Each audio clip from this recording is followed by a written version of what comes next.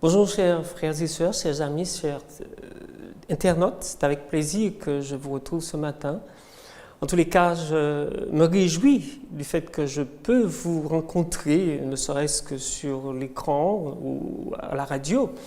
Je me réjouis pourquoi? Parce que quand bien même qu'on serait séparés, qu'on ne pourrait pas se toucher, qu'on ne pourrait pas se rapprocher l'un de l'autre, il n'empêche que nous pouvons tout de même partager. Ce matin, sachant qu'il y a beaucoup d'angoisse par rapport à la situation actuelle, il y a beaucoup de difficultés à communiquer avec les autres, que je voudrais quand même encourager, laisser quelque chose pour remotiver ou donner des encouragements à celui qui se retrouverait dans l'angoisse et qui ne saurait pas où aller, ne saurait pas que faire, étant seul à la maison ou alors ne sachant pas où mettre la tête. Il y a quand même dans la Bible certaines petites choses qu'on pourrait revoir, qu'on pourrait relire avec certitude, avec conviction et se rebooster, comme on dit en créole, reprendre ballon.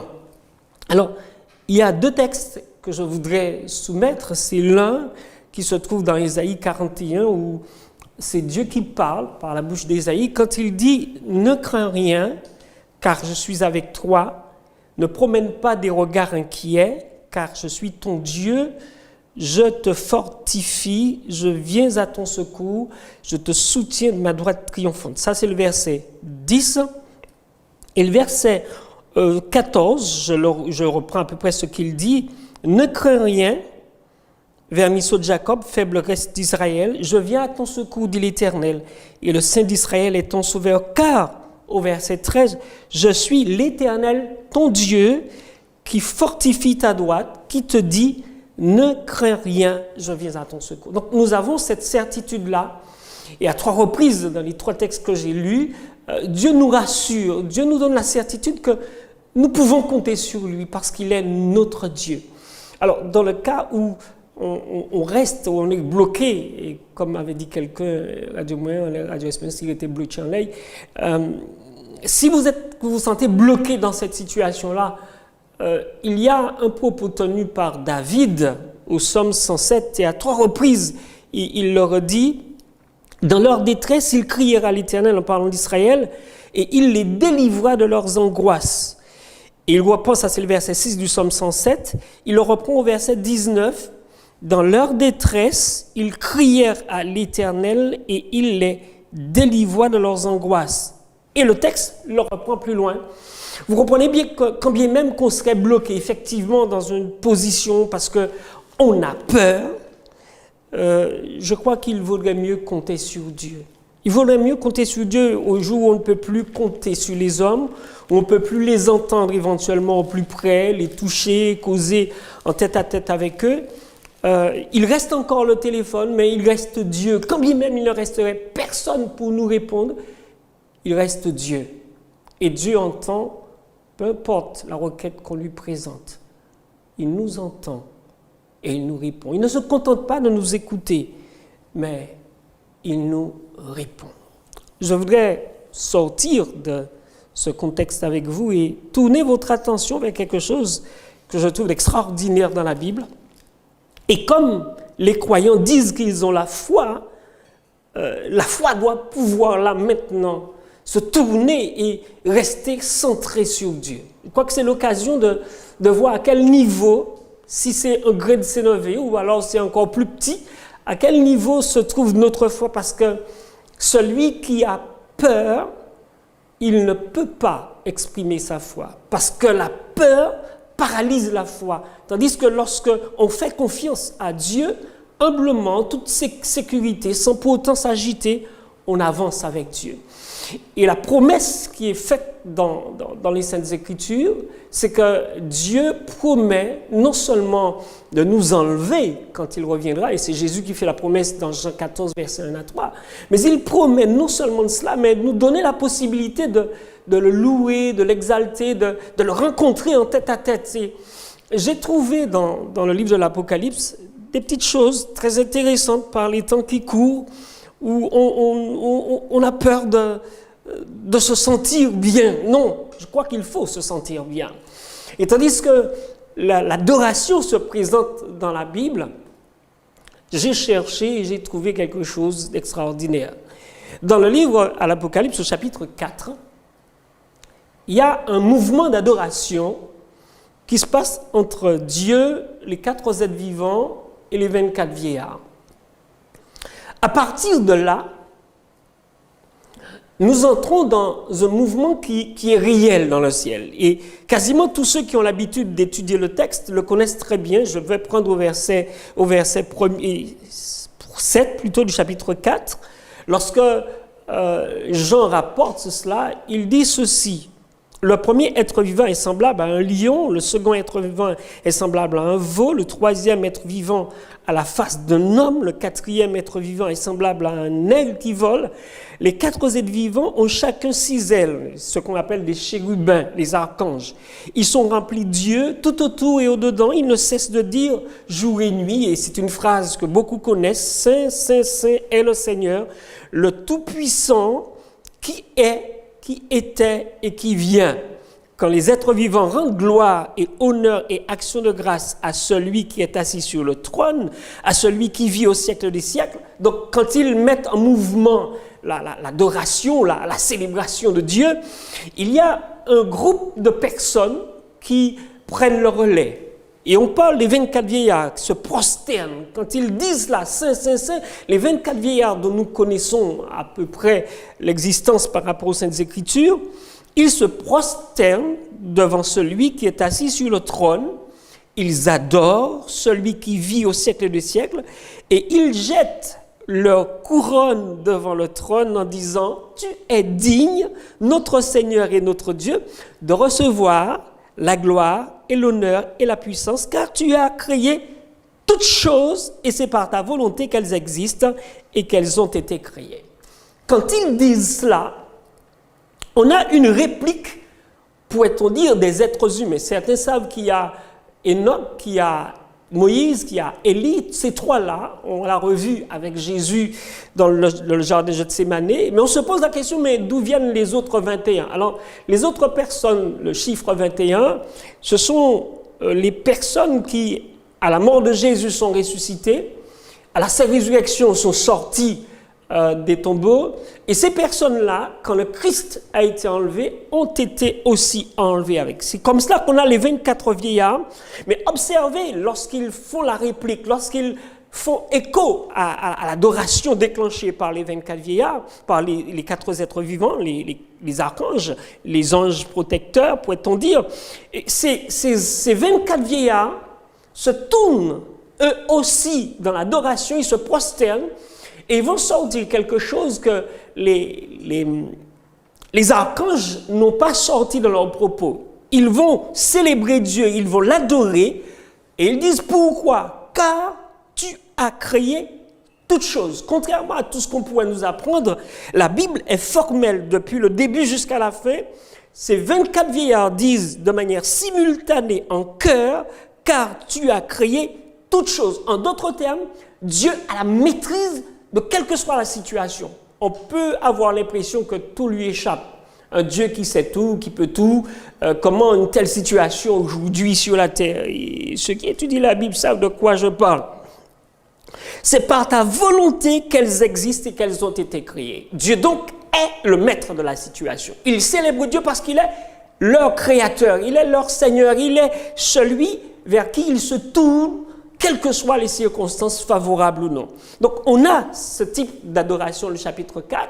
Et au chapitre 5, on a à nouveau, et ça j'ai trouvé ça extraordinaire, mais on a un autre plan, un autre type de mouvement. Et c'est les mêmes personnes, les mêmes personnages qui apparaissent avec quelques personnes ajoutées. On va le lire là aussi, et vous allez comprendre pourquoi je fais cette progression dans l'adoration de l'Apocalypse. Quand vous prenez le chapitre 5 au verset 8, quand ils eurent pris le livre, les 4 êtres vivants et les 24 vieillards, cette fois-ci, ils ne sont pas séparés. On avait tout à l'heure là les 4 êtres vivants et ensuite les 24 vieillards. Cette fois-ci, on a les 4 êtres vivants et les 24 vieillards qui se prosternèrent devant l'agneau. Et là, c'est dû au petit livre, parce qu'au départ, quand on parle du petit livre, personne n'a le pouvoir, personne n'est autorisé à le... Il n'y a personne dans l'univers capable de prendre ce livre-là et de l'ouvrir. Et la seule personne digne de faire cela, c'est l'agneau de Dieu. Ils se prosternent donc devant l'agneau, tenant chacun une harpe, des coupes d'or remplies de parfums qui sont les prières des saints. Et ces êtres, je dirais dans l'intimité de Dieu, vont se mettre à chanter au verset 9. « Tu es digne de prendre le livre et d'en ouvrir les sceaux, car tu as été immolé et tu as racheté pour Dieu par ton sang des hommes de toute tribu, de toute langue, de tout peuple et de toute nation. » Et ce propos-là nous envoie à diverses occasions dans la Bible, et notamment au chapitre 14 d'Apocalypse, verset 6, où l'évangile est prêché à toute tribu, à toute langue, à tout peuple et à toute nation. Et ces personnes-là, ils reprennent les mêmes propos. Ils disent que Jésus, en mourant à la croix, en ressuscitant, a racheté pour Dieu tous les êtres humains. Et quelle que soit la latitude, quel que soit le parallèle où ils se trouvent, Jésus, dans sa mort et sa résurrection, les a rachetés. C'est la raison pour laquelle ils l'adorent. La raison pour laquelle ils se prosternent devant lui, c'est la raison pour laquelle ils lui disent « Tu es digne de prendre le livre et d'en ouvrir les sceaux. » Et il continue au verset 10.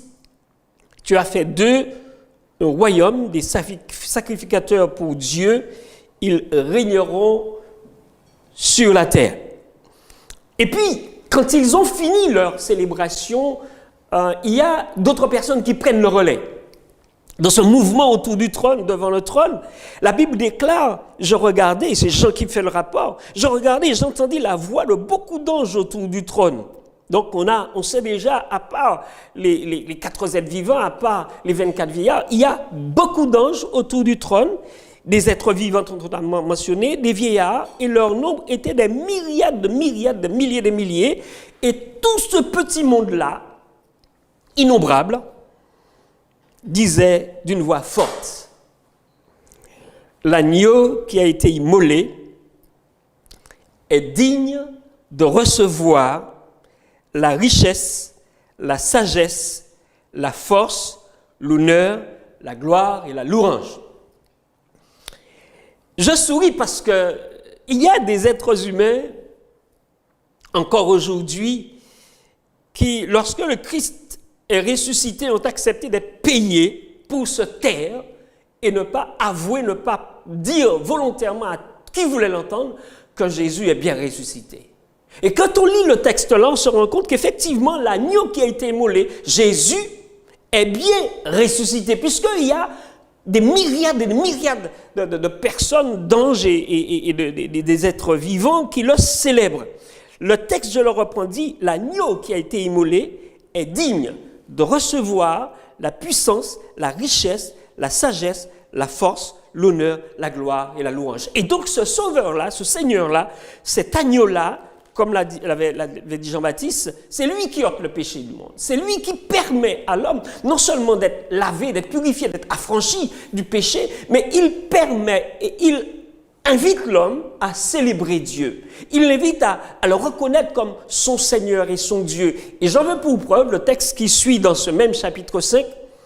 Et il déclare, et toutes les créatures qui sont dans le ciel, comme on les a mentionnées tout à l'heure là, sur la terre, et même celles qui sont sous la terre, sur la mer, dans les bateaux, dans les yoles, dans les pirogues, et tous ceux qui s'y trouvent, j'entendis qu'ils disaient à toutes ces personnes-là, et ils disent, j'entendis qu'ils disaient à celui qui est assis sur le trône et à l'agneau, soit la louange, l'honneur, la gloire et la force au siècle des siècles.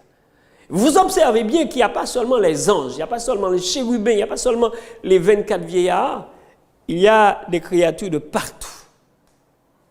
Et nous aussi, les terrestres. Vous observez une autre chose, chaque fois, dans les chapitres 4 et 5, chaque fois qu'il y a un mouvement d'adoration, les personnes qui lancent l'adoration, ou les personnes les premières qui sont nommées, ce sont les 4 êtres vivants.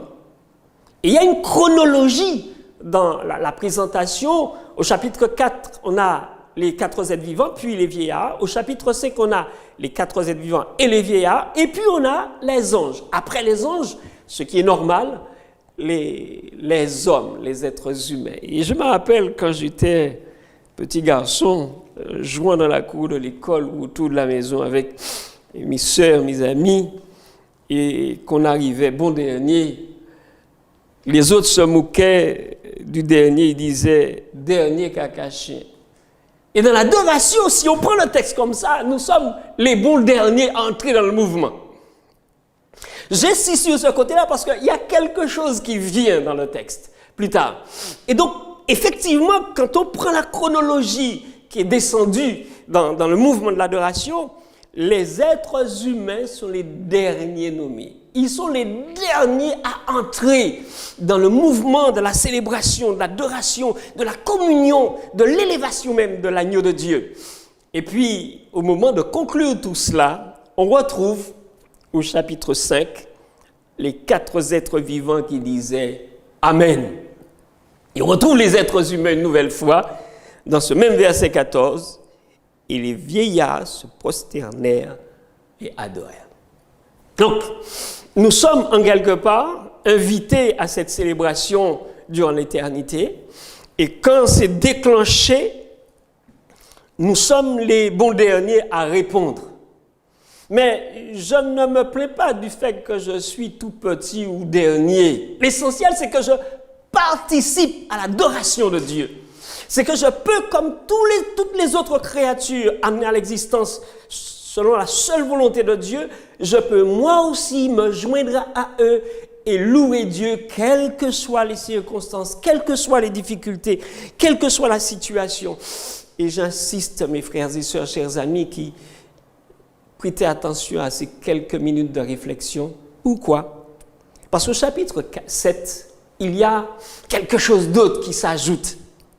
Et là, c'est les merveilles de merveilles. Et on pourrait dire, comme dit la publicité, l'extra fin, le fin des fins, extra fin, tant à fin, dirait l'autre, sans faire la publicité. Au chapitre 7, on a un processus où on décrit les 144 000, et puis après avoir présenté les 144 000 dans des tribus qui n'existent plus, Jean nous dit au verset 9, « Après cela, je regardais, et voici, il y avait une grande foule que personne ne pouvait compter, de toute nation, de toute tribu, de tout peuple et de toute langue. Ils se tenaient devant le trône et devant l'agneau, revêtus de robes blanches et des palmes dans leurs mains. Ils criaient d'une voix forte. Observez bien, nous avons donc la chronologie qu'on avait dans les 2 premiers chapitres, me semble, a disparu. Et là, c'est la grande foule qui déclenche l'adoration. Et voilà ce qu'ils disent d'une voix forte. Le salut est à notre Dieu. Moi qui étais le dernier, il semble que je suis en train de prendre la main. Et que ces êtres qui avaient toujours l'habitude de lancer l'adoration, cette grande foule qui se trouve devant le trône et devant l'agneau, devant celui qui est assis sur le trône et devant l'agneau, cette foule-là, immense, avec tous les êtres humains qui ont accepté que Jésus soit leur Seigneur, leur Sauveur, celui qui les a franchis de l'esclavage du péché, ces gens-là prennent le mouvement de l'adoration en main. Et ils disent, le salut, vous et moi, le salut est à notre Dieu, qui est assis sur le trône et à l'agneau. Et quand ils ont dit cette phrase-là, les anges qui les ont accompagnés, qui les ont assistés, qui les ont protégés, qui leur ont donné des directions, ces anges-là, à ce moment-là, sont en deuxième position. Et le texte dit, et tous les anges se tenaient autour du trône, et des vieillards, et des 4 êtres vivants, ils se prosternèrent sur leur face. Et là, on parle d'abord des anges, et ensuite des vieillards, et ensuite des 4 êtres vivants. Donc, la chronologie est inversée. Je vous ai dit au verset chapitre 4, 5, c'est les 4 êtres vivants d'abord, ensuite les vieillards, puis les anges, puis les hommes. Ici, au chapitre 5, la chose a été inversée. Elle est inversée pourquoi? Parce que Les gens qui ont vécu la souffrance du péché et ont reçu la délivrance du Christ, non seulement ils savent de quoi ils parlent, mais les autres, d'ailleurs Paul le dit dans Éphésiens, les autres apprennent à mieux apprécier Dieu, à mieux connaître Dieu à partir de l'Église de Dieu, à partir des enfants de Dieu, à partir de ceux qui acceptent d'adorer Dieu. Et dit le texte au verset 11 que je reprends, « Et tous les anges se tenaient autour du trône, des vieillards et des 4 êtres vivants, ils se prosternèrent sur leur face devant le trône, et ils adorèrent Dieu en disant, Amen, la louange, la gloire, la sagesse, l'action de grâce, l'honneur, la puissance et la force soient à notre Dieu au siècle des siècles. Amen. » Alors, je veux m'arrêter là sur une expression qui fait surface ici. Les premières personnes à désigner Dieu comme étant leur Dieu, notre Dieu, ce sont les vieillards au chapitre 5. C'est là qu'ils ont dit que Dieu est notre Dieu. Donc quand ils le disent, c'est les premiers à le dire, et quand ils le disent, ils le disent par expérience. Ils le disent parce qu'effectivement, ils ont dû, par rapport à Jésus qui les a sauvés, ils ont dû non seulement recevoir ce Seigneur, ce Jésus-là comme leur sauveur, mais ils ont dû le recevoir aussi comme leur Dieu. Rappelez-vous, dans Jean, je préfère le lire au chapitre 20, si vous voulez vérifier ça à la maison, vous avez la Bible à côté de vous. Au chapitre 20, verset 28, vous vous rappelez l'histoire de Thomas qu'on appelle l'incrédule. Et quand Jésus se présente à lui, Jésus lui dit, écoute, viens, et mets ta main dans mon côté et touche, mets ta main dans ma main et touche. Et Thomas n'a pas besoin de faire cela parce qu'il se rend compte que le doute qu'il avait sur Jésus, il n'aurait pas dû l'avoir. Et il s'exclame de quelque chose. C'est pour moi la phrase la plus sublime de toute l'histoire de cet homme, et peut-être même des évangélistes. Il dit ceci, « Mon Seigneur et mon Dieu ». De tout le Nouveau Testament, c'est le seul homme, lorsqu'il fait face à Jésus, qui déclare que Jésus est non seulement son Seigneur, mais il lui dit « et mon Dieu ». Et donc, quand les êtres qui sont là, la foule le reprend quelque part, il faut allusion à cette expression de Thomas, « Mon Seigneur et mon Dieu ». C'est notre Dieu. Et celui qui adore Dieu ne peut pas dire autre chose. Il ne peut pas dire c'est le Dieu de Jacques, le Dieu de Jean. Il dit c'est mon Dieu parce que je l'aime, il m'aime. Il a appris par la grâce de Dieu à aimer ce Dieu-là. Et tandis que l'adoration, la chronologie s'est inversée. Je me réjouis de cela parce que nous avons toujours été les derniers à entrer dans le mouvement. Et quand on lit cela, on se rend compte qu'on a intérêt à persévérer. On a intérêt à maintenir le cap, peu importe ce qu'on pourrait rencontrer sur notre route. On a intérêt à continuer notre course par la foi en Jésus. Ne pas se laisser abattre par quoi que ce soit, parce qu'il y en aura. Je me rappelle, je venais tout juste de me marier, à peine quelques mois, et j'échangeais avec mon épouse sur la difficulté de la vie et la gestion des choses. Et je lui disais, mais mon chéri, mais c'est fou, ben la redin à présent. Et elle m'a sorti une expression que je n'ai jamais oubliée. Elle m'a dit, mon cher, fais des pour même meilleur. Je ne sais pas qu'est-ce que ça vous dit.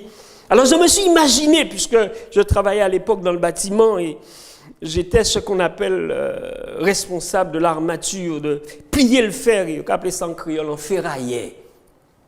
Il était chargé de préparer l'armature des maisons qu'on construisait. Et on touchait à pas mal de fer, du 6, du 8, même du 4, du 12, du 10, et du 14 et même de plus gros. Et quand mon épouse m'a répliqué « fais d'ailleurs pour même meilleur », je me suis souvenu qu'effectivement, en tant que ferrailleur, quand on plie un fer 6, ce n'est pas le même effort qu'on fournit quand on plie un fer 14. Il faut donc être en mesure de plier le fer 6. et s'habituer à plier le 8, s'habituer à plier le 10, 12, 14 et la suite. Et ce n'est que par entraînement qu'on parvient à être en mesure de plier celui qui est plus dur. Et donc, ce que peut-être nous rencontrons aujourd'hui dans la vie peut nous paraître difficile.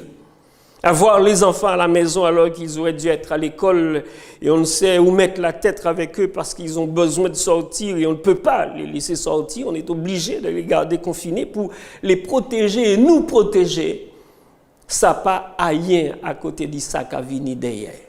Si on reprend un peu l'idée de tout à l'heure là, vous comprenez bien que notre seule sauvegarde, c'est de continuer à célébrer notre Dieu, continuer à le louer. Et là, cette foule immense dans laquelle vous et moi, nous sommes, on va la retrouver plus loin. Et ça, j'ai trouvé ça extraordinaire. Extraordinaire. Parce que aujourd'hui, je dois être escorté, je dois suivre une chronologie. Mais quand je regarde le chapitre 7, la chronologie est inversée. Et ces êtres qui viennent de la terre ont vécu quelque chose de tellement extraordinaire que Dieu inverse la chronologie de la célébration pour eux. La chronologie de l'adoration pour eux. Et c'est eux qui donnent le mouvement, c'est eux qui donnent le ton au chapitre 7. Et quand vous prenez le chapitre 15, je vous dis cela, il y a une montée en puissance dans le mouvement de l'adoration dans la Bible. Et quand vous prenez le chapitre 15, j'ai trouvé quelque chose encore de plus sublime que ce que j'ai vu au chapitre 7. Au chapitre 15, on ne va pas tout lire, on va lire les versets 2 à 4. Et je vis comme une mer de verre, pas le plexi que j'ai entre les mains, mais une mer de verre, mêlée de feu, et ceux qui avaient vaincu la bête et son image et le nombre de son nom, debout sur la mer de verre, ayant des harpes de Dieu. Tout à l'heure là, ils avaient des harpes, ils avaient des couronnes qui jetaient aux pieds du Seigneur. J'ai toujours été choqué par cette expression jeter. Ça fait pas très gentil, jeter. Mais je suppose en fait le mot déposer peut-être irait mieux, mais en tous les cas la Bible a rapporté jeter. Et là on dit qu'il chote. Observez bien le texte, prenez le temps de le relire chez vous. Il dit, c'est cette foule-là chante. Et il dit bien, je vis comme une mer de verre mêlée de feu, et ceux qui avaient vaincu la bête, ce sont les êtres humains, et son image, et le nombre de son nom, debout sur la mer de verre, avec des harpes de Dieu. Et il chante le cantique de Moïse, le serviteur de Dieu, et le cantique de l'agneau, en disant, tes œuvres sont grandes et admirables. Seigneur, Dieu Tout-Puissant, tes voies sont justes et véritables, roi des nations. Qui ne craindrait, Seigneur, et ne glorifierait ton nom, pardon. Car seul tu es saint, et toutes les nations viendront et se prosterneront devant toi, parce que tes jugements ont été manifestés. Il est possible que vous vivez des choses injustes. Il est possible que demain vous aurez à affronter la bête, son image, son ombre. On ne sait. Mais une chose est sûre, il y a une victoire à remporter. Et lorsqu'on remporte cette victoire-là, on se met à chanter le cantique de Moïse et le cantique de l'agneau. Aujourd'hui, il est possible que vous ne le connaissez pas, mais vous pouvez le découvrir dans la Bible, au verset 3. Tes œuvres sont grandes et admirables. Effectivement, l'œuvre de Dieu dans la vie d'un être humain, même si nous ne comprenons pas par quel chemin Dieu est en train de nous faire passer, les œuvres de Dieu, quand il vous ouvre les yeux, vous vous rendez compte que c'est extraordinaire ce que Dieu fait. C'est extraordinaire. C'est sublime, sublime de sublime. Ils sont admirables, Seigneur, Dieu Tout-Puissant. Ils ne peuvent s'empêcher de le dire. Tes voies sont justes et véritables. Étio, les 24 vieillards. Étio, les 4 êtres vivants. Étio, ces anges qui nous ont accompagnés. Ils sont les seuls vainqueurs. Ceux qui ont vécu la bête, qui ont vécu l'image de la bête, qui ont vécu le nombre de son nom, debout sur la mer de verre, sans les 24 vieillards, sans les anges, sans les 4 êtres vivants. ils adorent Dieu, ils le célèbrent, ils entonnent le cantique de Moïse et le cantique de l'agneau. Et je crois que plutôt que de garder la tête dans le guidon, plantée dans le Covid-19, il y a quelque chose de meilleur que cela, regardez. Il y a un autre endroit où on pourrait tourner le regard, parce que la terre, elle est là pour passer. Mais ce que Dieu a réservé à ses enfants, peu importe là où vous habitez, peu importe là où vous prêtez l'oreille à ces déclarations, il y a quelque chose de meilleur que ce qui se passe sur la terre en ce moment. Dieu veut de nous sur la mer de Verre. Dieu souhaite nous rassembler là et permettre à tous ces êtres qui nous ont aidés, qui nous ont accompagnés et qui, à partir de nous, apprennent à mieux connaître l'Église, que tous ces êtres-là, ils restent là en spectacle au chapitre 15, à nous voir, à nous regarder, à nous apprécier dans la célébration. Pourquoi j'insiste? Parce que tout ce qui se passe sur la terre a de quoi nous décourager en ce moment, nous démoraliser et nous détruire mentalement, parce que personne ne sait quelle solution appliquer à ce problème. Quelle solution? Je veux laisser entre vos mains quelque chose qui se trouve dans le livre des Éphésiens, parce qu'on a du mal à comprendre qu'effectivement, Dieu a fait de nous des gens qui enseignent aux autres les choses de l'éternité. Paul dit au chapitre 3, « À moi qui suis le moindre de tous les saints, cette grâce a été accordée d'annoncer aux païens les richesses incompréhensibles de Christ et de mettre en lumière quelle est la dispensation du mystère caché de tout temps en Dieu qui a créé toutes choses, afin que les dominations, et notez cela, afin que les dominations et les autorités dans les lieux célestes connaissent aujourd'hui par l'Église la sagesse infiniment variée de Dieu selon le dessein éternel qu'il a mis à exécution par Jésus-Christ notre Seigneur, en qui nous avons par la foi en lui la liberté de nous approcher de Dieu avec confiance. Mes amis, il y a des êtres qui n'ont point péché et qui ne savent pas ce qui se passe véritablement sur la terre et dans le cœur d'un être humain qui souffre à cause du péché, d'un être humain en difficulté face à certaines maladies incurables, d'un être humain qui, confiné chez lui, ne sait où aller. Il a déjà fait le tour de la maison plus d'une centaine de fois depuis le décret du confinement. Et il commence à être fatigué. Dieu lui dit, tu sais, ce que tu vis là, tu es en train d'éduquer ceux qui n'ont point péché et tu es en train de leur apprendre à mieux me connaître. C'est pour cela, chers amis, il faut tenir bon. Il faut faire confiance à Dieu. Et si vous aviez l'habitude de prier 2 fois, priez 4 fois. Parce que c'est là que commence la communion avec Dieu. 2 petites prières dans la journée, c'est de la routine. Mais quand vous doublez cela, à ce moment-là, il faut prendre du temps. Et Dieu a donné à tous les êtres humains sur la terre du temps pour l'adorer. Par cette période-là, notre temps a été allongé jusqu'à la fin du mois d'avril. Donc, on a le temps de rencontrer Dieu, de revoir ces textes-là que vous êtes en train de voir avec moi. Je termine avec le fin des fins. Je vous ai dit tout à l'heure là, sur le dernier texte, que la foule, tous ceux qui ont vaincu la bête, son image, sont sur la mer de Verre. Mais quand vous prenez le chapitre 19, où à partir du verset 1er, il dit « Après cela, j'entendis dans le ciel une voix forte d'une foule nombreuse. » Ce qu'on a entendu au chapitre 7, une foule nombreuse revient, qui disait « Alléluia ». Le salut, la gloire et la puissance sont à notre Dieu parce que ses jugements sont véritables et justes. Combien on a souhaité être justifié par Dieu? Combien on a souhaité que Dieu nous fasse justice? La Bible dit ici, tes jugements sont véritables et justes, car il a jugé la grande prostituée qui corrompait la terre par son impudicité, et il a versé le sang de ses serviteurs en leur redemandant de sa main. Il a vengé, le sang de ses serviteurs en le redemandant de sa main. Et puis notez ce qui va suivre là.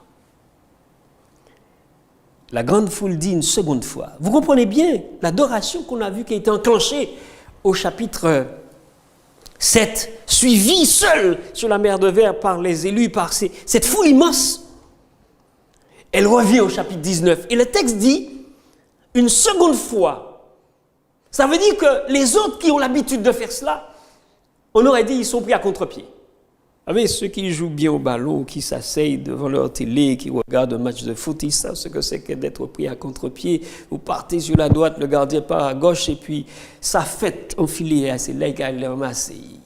Il prie, il ne peut pas tirer. Alléluia, et sa fumée monte au siècle des siècles. Et les 24 vieillards, à ce moment-là, après la deuxième fois où l'Alléluia retentit dans les voûtes célestes, à ce moment-là, les 24 vieillards sortent comme dans une léthargie, pris dans une paralysie, pris dans quelque chose où hébétés, ébahis devant la réalité de cette foule immense qui célèbre Dieu. Et les 4 êtres vivants se prosternèrent et adorèrent Dieu assis sur le trône en disant Amen, Alléluia. Mes amis, lorsque nous adorons, nous sommes les derniers. Mais lorsque Dieu va rétablir les choses, nous serons de ceux-là qui vont donner le ton à l'adoration.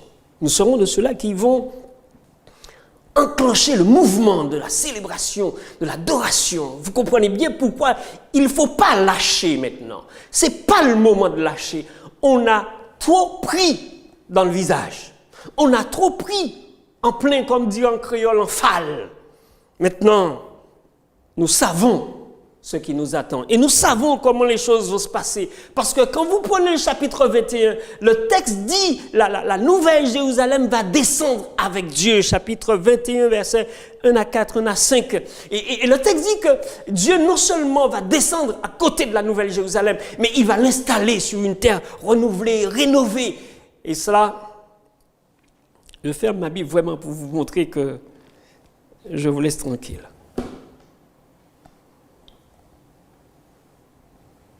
Vous voyez ce qui se passe là au chapitre 21? C'est plus que doux. Parce que, habituellement, nous posons la question, dans le ciel se trouve le trône de Dieu avec toute sa cohorte d'anges, ces myriades d'anges, des milliers, ils sont là, autour du trône. Et certains enfants vous disent, papa, maman, où se trouve le centre de l'univers? Où se trouve le trône de Dieu? Nous savons tous que ce trône se trouve en quelque part dans le ciel. Mais quand vous lisez le chapitre 21, vous vous rendez compte que ce jour-là où Dieu aura tout réglé, il va prendre cette nouvelle Jérusalem, il va la ramener sur la terre renouvelée, changer, transformer, recréer. Et dorénavant, les hommes vont pouvoir célébrer Dieu sur cette terre rénovée, là où auparavant on avait égorgé l'agneau de Dieu, là où la main humaine a pris une lance, a pris un marteau, a pris des clous et l'a enfoncé dans sa chair. On saura non seulement que Jésus a été égorgé en tant qu'agneau sur la terre, mais on saura aussi, on va se souvenir d'une chose. Ce trône où je ne savais où il se trouvait auparavant, je saurai que ce trône-là sera installé au milieu de la ville, sur la terre renouvelée. Et là, c'est le plus grand des bonheurs qui puisse exister. C'est le plus grand honneur que Dieu fait à l'humanité. Pas seulement le fait que Jésus soit mort, c'est grâce justement à cette mort et à cette résurrection-là que le trône de Dieu, le centre de l'univers, est déplacé et posé sur la terre renouvelée. Et je crois que si vous voulez voir cela, vous ne devriez pas lâcher prise maintenant. Vous ne devriez pas abandonner votre course. Il faut vous remettre en selle et laisser Dieu conduire votre vie pour le temps et pour l'éternité. Amen. Je termine avec une prière avec vous. Si vous le voulez bien, nous allons baisser nos têtes et fermer nos yeux. Seigneur notre Dieu, heureux sommes-nous de savoir qu'il y a une espérance et que les choses habituelles que nous avons lues dans la Bible avec cette chronologie dans l'adoration, dans la célébration, sont inversées à notre bénéfice. Seigneur, il y a tellement de choses à dire là-dessus, mais nous voulons garder cette espérance que tu nous donnes là, ce midi. Tu nous permets, Seigneur, d'avoir cette certitude par ta grâce que nous serons sur cette nouvelle terre avec pour centre notre terre, l'univers autour de nous. Et par ta grâce, tu nous donnes ce bonheur, pas seulement d'être autour de toi, mais d'être de ceux qui vont donner le coup d'envoi de toute adoration, de toute célébration de ce Dieu tout-puissant, créateur et sauveur de l'humanité. Merci Seigneur, merci de nous bénir de la sorte. Merci d'être sur le point de réaliser ce rêve, ce programme pour nous. T'avons prié par les seuls mérites de Jésus et pour ta gloire. Amen.